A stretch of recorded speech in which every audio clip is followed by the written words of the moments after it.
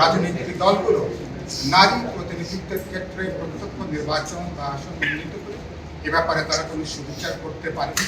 প্রত্যক্ষ পরোক্ষভাবে নানা শব্দ বাক্যের মধ্য দিয়ে যেগুলো বেরিয়ে আসছে, যেগুলো নারীদের জন্য অবমাননাকর। গোটা নারীর আলোচনার প্রশ্নে আপনারা জানেন একটা পুরুষতান্ত্রিক দৃষ্টিভঙ্গি, একটা নারীকে অবদমনে রাখা, নারীকে ছোট করা, নারীকে কেউ করা, নারীরা পুরুষের মতন সক্ষম নয়।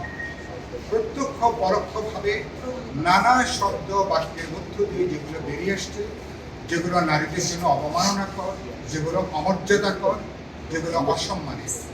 এবং আপনারা নিশ্চয়ই একমত হবেন সবাই, বর্তমান নারী উন্নয়নের যে সূচক, নারীর ক্ষমতার যে সূচক, এটা কেবলমাত্র দৈহিক শক্তির বিবেচনায় নারীকে বিবেচনা করা হয় না। আর তার ইন্টেলেকচুয়াল ক্যাপাসিটি, তার মনস্তাত্ত্বিক ক্যাপাসিটি এবং তার বহুমাত্রে তিনি যে দশভুজা, তিনি 10 হাতে তিনি যে ঘর সংসার, যে নারী যিনি রাধেন তিনি চুলো বাঁধেন। এবং ইতিমধ্যে বৈশ্বিক পরিমণ্ডলে নারীরা যেখানে কিছুটা সুযোগ পেয়েছে তারা সর্বোচ্চ দক্ষতা এবং যোগ্যতা এবং তারা তাদের অভিজ্ঞতার তারা কিন্তু প্রমাণ তারা দিয়েছেন। দুর্ভাগ্যজনকভাবে এখনো পরোক্ষভাবে একটা নারী বিরোধী একটা মনস্তাত্ত্বিক জায়গাটা আজ এমনকি আমাদের রাজনৈতিক দল বিরোধী অনেকগুলো দলকে আমাদেরকে এখনো ঢেকে রেখেছে। নানা শব্দ বাক্য দিয়ে এটাকে ঢেকে রাখার একটা চেষ্টা করা হয়।